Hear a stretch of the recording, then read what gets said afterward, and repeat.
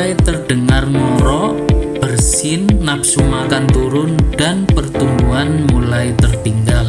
Hati-hati, ini bisa menjadi tanda gangguan pernafasan atau CRD, Chronic Respiratory Disease.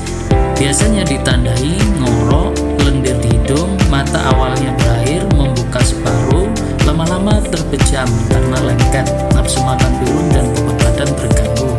Untuk mengantisipasi, cek ventilasi